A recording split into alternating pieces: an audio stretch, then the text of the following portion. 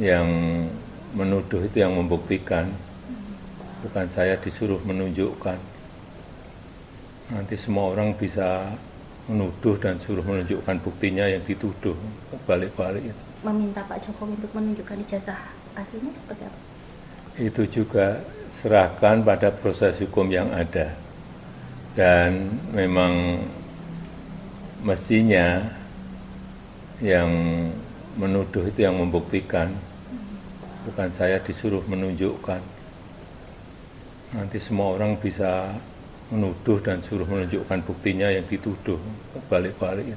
Ya, saya melaporkan Saudara Risman Sianipar atas perbuatannya yang saya anggap itu merugikan saya karena mengatakan saya ini mendanai Rusuri dan kawan-kawan untuk soal ijazah Pak Jokowi, dan itu jelas saya tidak lakukan itu. Pertama juga ini tersebar luas, dan bagi saya ini suatu penghinaan karena sangat tidak etis bagi saya. Pak Jokowi itu bekas presiden, saya wakilnya. Kita sama-sama di pemerintahan bersama-sama selama 5 tahun. Masa saya bayar orang 5 miliar untuk menyelidiki beliau? Itu tidak pantas dan tidak mungkin saya lakukan. Yang itu penghinaan dan merugikan saya, martabat saya, bahwa saya membiayai orang untuk memeriksa atau mengkhianati atau memeriksa Pak Jokowi. Dan saya sekali lagi tidak melakukan itu. Karena itu sudah menyebar atau apapun, ya saya laporkan ke polisi karena nama baik saya. Pak, tapi kalau dari Pak sudah membantah Pak kalau itu ternyata hasil editing dari AI. Tanggapan Bapak? Wah, saya tidak tahu itu. Ya. Tapi apapun bantahannya, dia hanya mengatakan itu bukan dilakukan, tapi tidak membantah isinya. Tidak membantah, hanya membantah bahwa bukan yang bikin. Bisa saja dia minta orang lakukan. Dia kan tidak membantah bahwa saya bayar 5 miliar. Kalau dia bantah bahwa itu tidak benar dan tidak benar Pak JK 5 miliar kasih uang, mungkin ada manfaatnya, tapi hanya kalau bantahkan itu, wah tidak ada artinya itu untuk saya. Pak, tapi kalau RS sendiri sudah minta maaf Tidak. Saya tidak kenal orangnya kok. Saya tidak pernah ketemu. Sudah komunikasi dengan Pak Jokowi, Pak? Tidak. Ini kan masalah saya. Martabat saya yang dilecehkan. Saya tidak pernah punya sifat itu, mengerti orang dari belakang. Tidak. Kalau saya tidak suka, saya katakan tidak suka atau tidak benar. Masa saya bayar orang untuk? Enggak lah. Pak, untuk barang bukti Pak Risman ada lagi yang dilaporkan? Nah itu aja. Termasuk juga yang mengedarkan itu berita. Pak, untuk barang bukti, Pak, terakhir Pak, untuk barang bukti yang Ada dong. Ya rekaman macam-macam di TV kan itu direkam semua, kan ada rekamannya. Nah, tertulis. Ya sebenarnya kasus ini kan sudah 2 tahun, 3 tahun. Gitu. Meresahkan masyarakat, merugikan waktu, merugikan Pak Jokowi, merugikan semua. Puluhan miliar uang habis untuk apakah itu pengacara, apakah itu seperti saya ini tanpa waktu saya hilang. Dilibatkan, tanpa libatkan. Sebenarnya sederhana persoalannya. Karena saya Pak Jokowi yakin bahwa punya ijazah asli. Ya, sebenarnya untuk kita stop lah nih perkara dengan cara tinggal Pak Jokowi memperlihatkan ijazahnya kan yang asli. Saya yakin itu. Itu aja. Supaya ini habis waktu kita. Anda mungkin senang karena tiap malam ada berita kan. Tapi kita waktu habis dan biaya ongkos yang mahal dan terjadi perpecahan di masyarakat. Pro kontra kan perpecahan, maki-makian di TV. Itu sifat nasional kita terganggu dengan cara itu. Jadi tinggal saja, saya yakin Pak Jokowi mengerti bagaimana kerugian sosial kita, masalahnya ini 2 tahun, 3 tahun. Tinggal dikasih lihat selesai. Kan? Tinggal dikasih lihat masyarakat saja, selesai. Dan saya yakin itu Pak Jokowi akan begitu. Karena daripada kita berseteru, ada kelompok berseteru bertahun-tahun, hilang waktu, hilang harkat sosial, hilang. Nah, itu yang kita harapkan penyelesaian. Selesailah bulan ini menunjukkan ini jasa saya. Selesai lah itu. Saya yakin. Dan pasti Pak Jokowi tidak menginginkan sebagai mantan presiden, tidak menginginkan masyarakat ini pecah belah karena soal kecil ini. Ya? Setuju kan? Oke. Ah, ya. Udah. Oke, terima kasih ya. Oke, siap. Oke. Tunjukkan saja kepada publik sebagaimana yang disampaikan oleh Pak JK. Dan saya setuju dengan Pak JK kalau memang ternyata publik nanti melihat ijazah itu asli, biar perkara segera selesai. Artinya kami ingin segera ijazah saudara Joko Widodo itu ditunjukkan agar seluruh rakyat juga memiliki keyakinan sebagaimana kami yakin. Karena kami sebelumnya tidak terlalu yakin atau baru 99,9% lah begitu. Tetapi ketika kita bisa mengakses langsung ijazah, ya ini sama persis yang kami lihat saat gelar perkara khusus. Karena itu kalau saudara Joko Widodo meyakini ijazah ini asli, tunjukkan saja kepada publik sebagaimana yang disampaikan oleh Pak JK. Dan saya setuju dengan Pak JK kalau memang ternyata publik nanti melihat ijazah itu asli, biar perkara segera selesai. Tetapi kalau memang bermasalah, memang tidak ada pilihan lain kecuali apa, hukum harus ditegakkan. Tidak boleh ada legasi jahat yang buruk, yang merusak citra negara kita pernah dipimpin oleh presiden yang berijazah palsu. Yang kedua, kami ingin memberikan penegasan.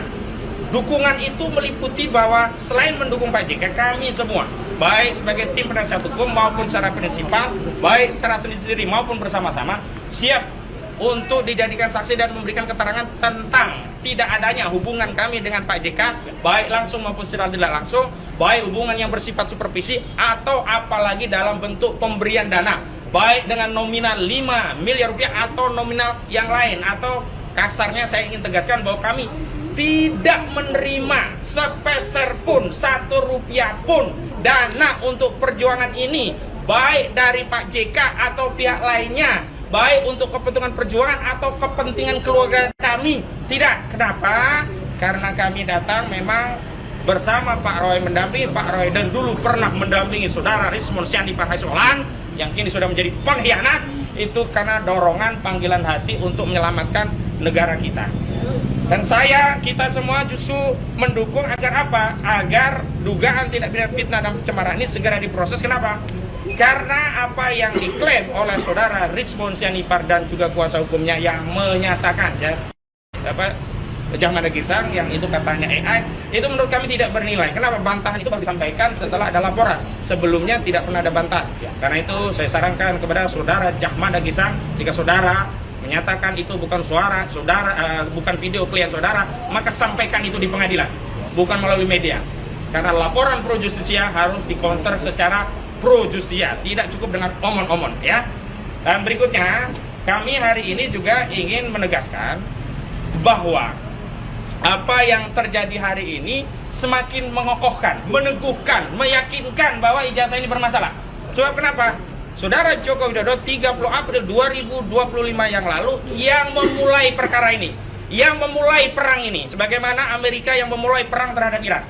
Saudara Joko Widodo memulai pertarungan ijazah palsu dengan melaporkan Pak Roy Suryo dan kawan-kawan ini pada tanggal 30 April 2025 yang lalu. Semestinya, kalau memang ijazah itu asli dan dia sudah percaya diri dengan bukti-bukti, maka tidak cukup sulit untuk menaikkan perkara ini ke persidangan. Tetapi kenapa? Hampir 1 tahun. Kira-kira 30 April tahun ini, dikit lagi itu 1 tahun, kasus ini tidak berjalan. Yang ada apa?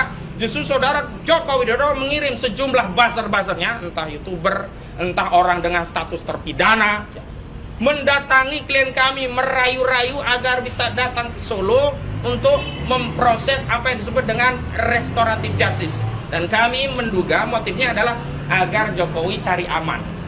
Tidak perlu melanjutkan kasus dengan ada restoratif justice, terjadi perdamaian, kasus dicabut sehingga Jokowi tidak kehilangan ya kesempatan untuk dipermalukan dirinya dan ijazahnya di persidangan.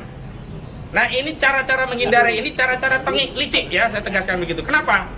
Memang Saudara Joko Widodo terakhir di wawancara media menyatakan dia tidak mau menuduh siapapun. Kalau dulu sudah ada Pak SBY Demokrat, begitu dilaporkan hilang.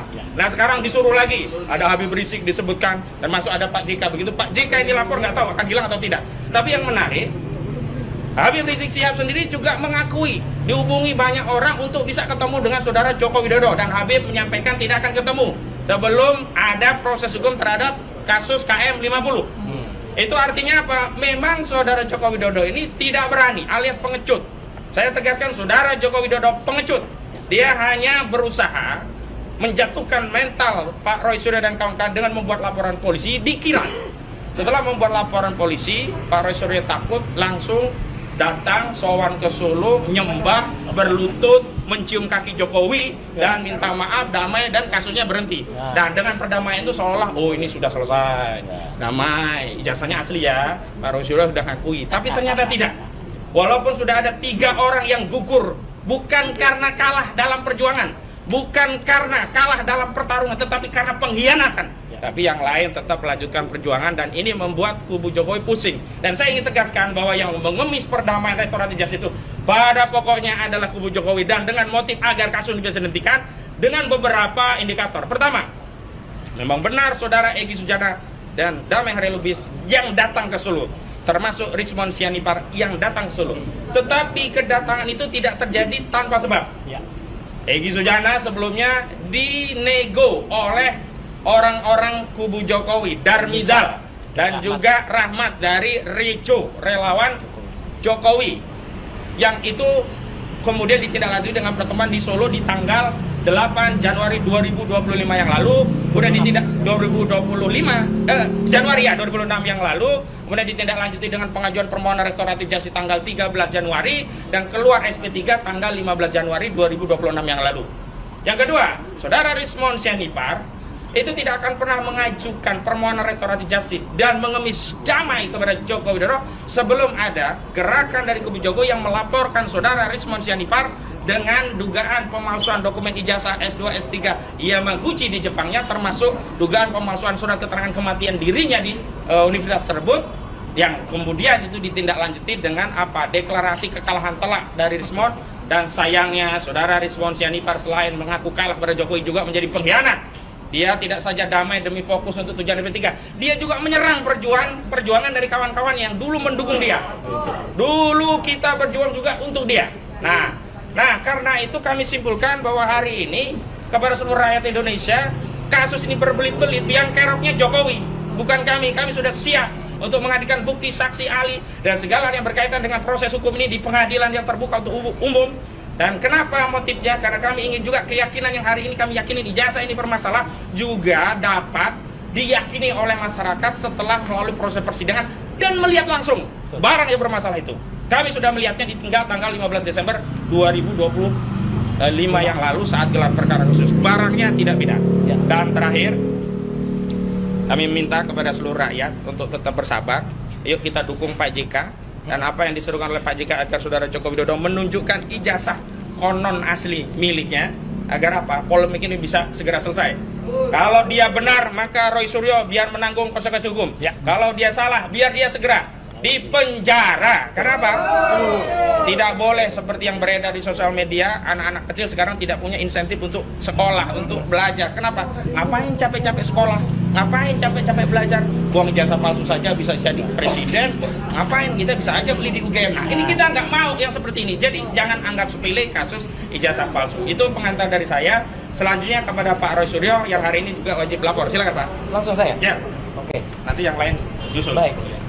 Baik, Assalamualaikum warahmatullahi wabarakatuh. Waalaikumsalam. Ya, saya berdiri di sini bersama dengan teman seperjuangan saya, ya, Bu Kurnia Triyohani, dan juga salam dari Pak Rizal Fadila, salam dari Mas Rustam Effendi, yang kami satu grup pembela, yaitu TAKA, itu mengaturkan salam juga dan selamat Hari Raya untuk teman-teman semua yang belum sempat ketemu langsung, ya. Dan juga di sisi sana ada sahabat kita juga, ya, Dr. Tifa yang juga dibantu oleh teman-teman lawyer yang lain.